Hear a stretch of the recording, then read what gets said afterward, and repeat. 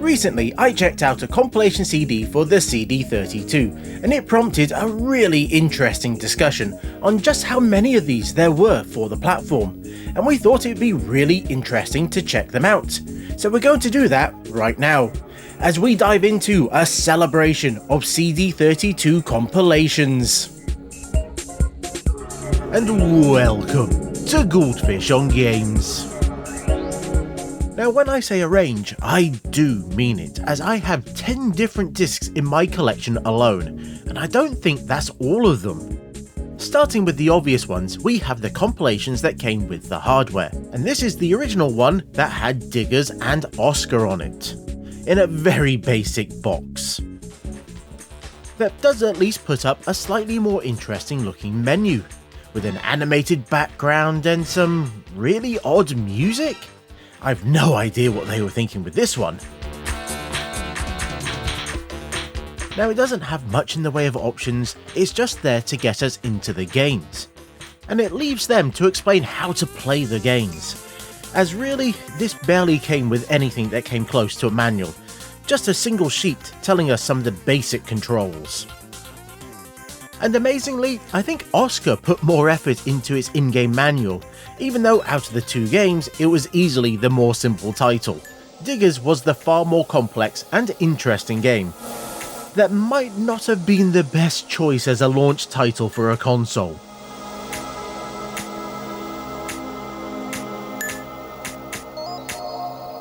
One of the later bundles it got was for Dangerous Streets and Wing Commander, which has the most basic and ugly menu so far, with it just being a bunch of text buttons, which could also bring up a text viewer so you could read the online manuals. As again, all this got was a simple bit of card explaining some of the basic controls. Now, not only did this compilation give us the worst beat 'em up on the Amiga in the form of Dangerous Streets, that honestly shouldn't have even been released, let alone put front and center on a bundle for a console, because this is just absolutely awful in every sense of the word.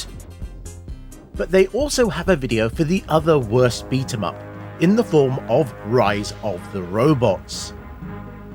And even in this tiny video form, you can tell it's bad. But thankfully, there was Wing Commander. And interestingly, this is the only way you could get the game on the CD32. It never got a standalone release, which is a very weird thing to do, as this was upgraded versus the original Amiga release.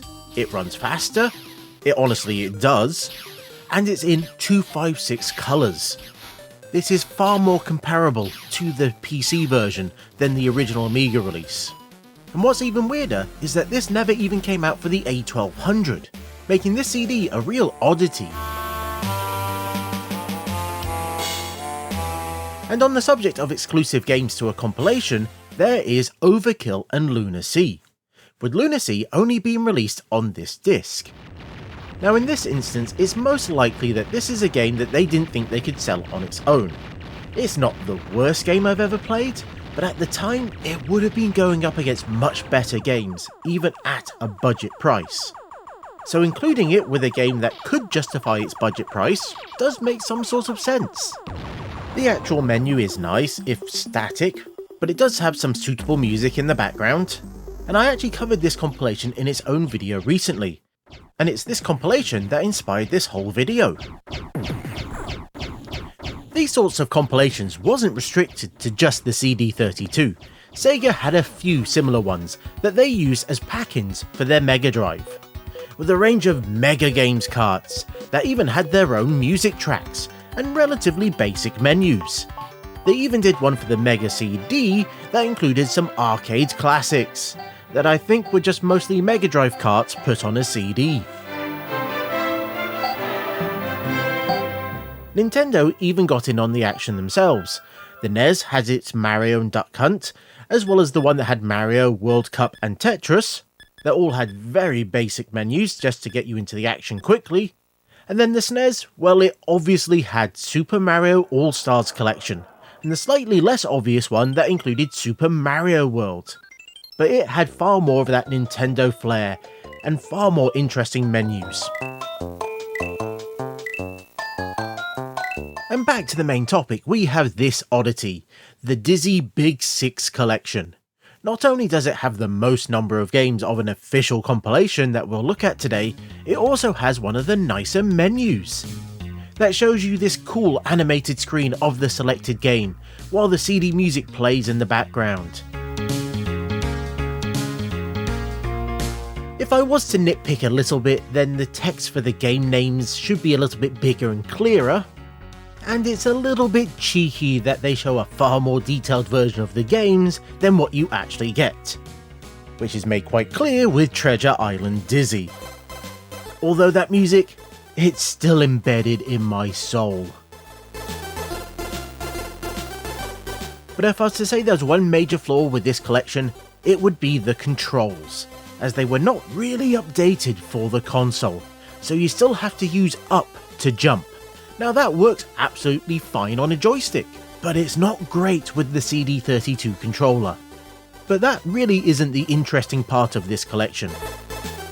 Fantastic Dizzy is what I really wanted to show, as it's based on the barely released AGA version of the game, which in itself was based on the Mega Drive edition. Now this might be the best looking version of Fantastic Dizzy that you can play, as it has a scrolling background, it also includes CD music, and they updated the controls so it actually has a button to jump. This is clearly the most updated game in this collection, and it should have been the baseline really. But overall, this is a lovely collection. With the number of games, it would have taken absolutely ages to play all of them, even if I would have kept returning to Treasure Island Dizzy and the wonderful Prince of Yokefolk. This wasn't the only compilation of games from a single series, as we have the classic Lotus Trilogy, which, as it sounds like, has 3 Lotus games bundled together. Now this is a bit more of a rare one, and unfortunately my copy has seen better days, which is a shame as this is one of the few games that actually included something that you could call a manual. The menu is definitely one of the more basic ones that we've seen, which is a surprise due to how much presentation these games tended to have. But it does have a nice CD music track in the background, which will help you while you try to make that hard choice of which of these 3 games to play. Now none of them have really been updated from their Amiga originals. The most you really get is in Lotus 1 and 3, where that in-game CD player is, well, technically real, as when you select a track on it, the music you hear is coming from the CD. I'm not sure I'd say that it's better than the original music, but it is different. But it is a bit of a shame that you can't also play the sound effects at the same time as having the music playing. Although maybe it is for the best, as for most racing games on the platform, the sound effects weren't always the best. As Lotus 2 shows, as it sticks with its original music, which was mostly used for the intros and the loading screens. And while I said it would be a hard choice to pick a game, I have to be the outsider here and say that I would pretty much always go with Lotus 3, as I really enjoy playing the time trials as well as those championship style races.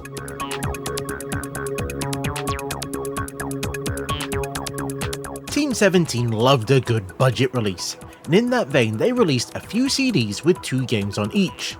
We had Project X with F-17 Challenge, an Alien Breed Special Edition with Quark. Now if there was anything in common between those games, I'm not sure I'm smart enough to work it out. Now these have to be the most basic menus we've seen so far. There's no music, there's nothing animated, it's just a basic screen with the names of the games and then an option to look at their instructions. Which was needed as those jewel cases came with just a label and nothing else. Now one thing I've not really touched on is the prices of these collections. Team 17 made these about the same price as if you bought 2 of their games on their own, so it was around about 25 quid. The Lotus Trilogy, well, it was released for £30. But for 3 games, that's not too bad. Possibly the best value though was the Dizzy collection, as depending on the source, I found it was released for around about 15 quid. And it had 6 games. Even if it is for the most part, a number of budget games and a couple of bigger releases. This was also at a time where just being on a CD seemed to incur a bit of a premium, which doesn't feel right, as they should have been far cheaper to produce than floppy disks, and quite often they had a cut down manual as well. That is, if they came out in these dual cases, as they didn't always. Take Alien Breed Tower Assault. It was released in the classic big box. And it's actually a compilation in disguise, as if we go over to the back, we will find this single line of text. CD version includes 17 extra levels. Alien Breed 2. And when we boot the game, we find this colourful, if not the most readable menu ever. It's good to see them putting some effort into it, particularly after those double releases, but the text really does blend into the background a little bit too well. And if you spend too much time just looking at it, then it will just automatically pick Tower Assault for you, and it will drop you right into that Babylon 5 inspired intro. Or if you go with Alien Breed 2, you'll get the AGA version of the game. And both of these make great use of the controller. They also load nice and quickly with that CD drive, which was one of the benefits of the CD medium over floppy disks. You could load data so much faster from it than you could from a floppy disk, so your load times could be shorter. That is, if they updated the game around having lots of space. Where the goal with a floppy disk was to try and take up as little as possible, so that required doing lots of compression and decompression. But with the generous space of the CD, you could skip those steps and just load the data right into RAM. You also get the added benefit of not having to worry about disk swapping. More so with these compilations, as these 2 games would have taken up 6 disks otherwise. Now, it wasn't just commercial games that got collections, as there was a few PD CDs that collected large number of PD and shareware games together. Like these CDs from the Multimedia Machine. Now that's what I call games, and games and goodies. Now if these menus look familiar, then thank you for being a long-time viewer, as variations of these were used for the CD32 Gamer magazine's cover discs. And these included a huge number of PD and shareware games on the CDs. That outside of being grouped into PD, shareware and demos, there really isn't much in the way of organisation, just a long alphabetical list. That you'll do in silence on the Now That's What I Call Games, but you will get some music on the Games and Goodies CD. I am a big fan of these type of compilations, as it's a great way to get lots of PD games together. And you could even go out and buy these in the shops. Even if not many did, judging by how many sealed copies you can find online, but they were there, even if they were making money off other people's work. Now all these compilations didn't go unnoticed by the community, and it didn't take long for Homebrew collections to be made. I like the ones that I dubbed the number series.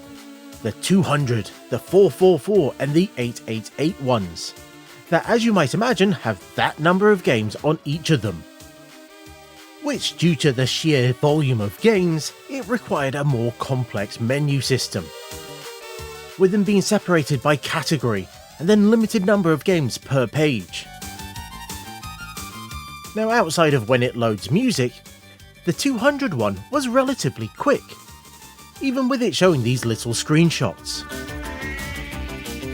And this seems to be based on the AGS, the Amiga Game Selector system.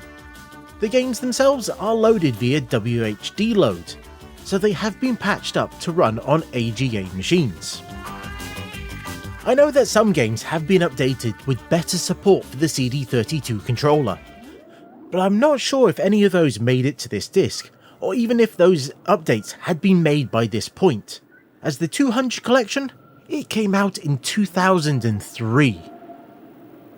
and a huge number of improvements have been made to WHD Load and its patches in the 20 years since then. Now, with the number of games increasing as we go along the CDs, the menus had to update to cope with that. So we have more categories, and an option just to look up the games alphabetically. Now, one issue with some of these titles is they require keyboards and mice, possibly even a floppy drive or a hard disk drive to save progress. I also found that these CDs were a little bit slower in selecting games as well. I'm guessing that loading the screenshots took a little bit longer. These were all provided as ISOs or bin queues, so you could just burn them to a CD and play them right away. This practice has continued as every so often we get a new community-driven compilation, like the imaginatively titled CD32 and Beer. That is basically a collection of multiplayer games that would be fun to play with your mates if you're drinking. And it goes with a very simple but effective menu, with you being able to select from the different categories, but doing it that way does keep it fast, so that's good. And it's obviously useful if you're a bit drunk. Now, the person behind this collection tried to pick games that would work well on the regular CD32 controller, so you didn't need anything else. But some of the other collections have tweaked the games so they would work better with the controller, like the Ultimate Lemmings collection. Now, these were mouse-based games on the original Amiga, and to be honest, it is the way they should be played. But in this bundle, you can move the cursor around with the pad. It's not as precise as I might want it for a Lemmings game, but it does work if you don't have a mouse to hand. And the rest of the collection is also interesting, as it's not just the main games, but they also included demos, various Lemmings related animations. They even included the intro from the PS1 version of the game, so they put a lot of effort into this. To the extent they even provided covers for the CDs that you could print out if you wanted. And with that, I feel we're at the end of this video. I didn't cover every compilation released, but these do give a good idea what to expect, as well as being a few of my favourites. And obviously we couldn't cover every single Homebrew one, as this video would have been 5 times the length. But for those of you that do have a CD32, let me know what your favourite one was, or if there's any Homebrew compilation CDs you really think that I should go check out. And until next time, I was the Gouldfish. That was a lot of games on a small number of CDs, and this was Gouldfish on Games. Thanks for watching. I hope you enjoyed this video, as it was a lot of fun to make, and it was a good excuse to play with the CD32. And any reason to play with the CD32 is a good reason. And if you enjoy the Amiga as much as I do, then you might want to like and subscribe to the channel, as I put out new Amiga content every month.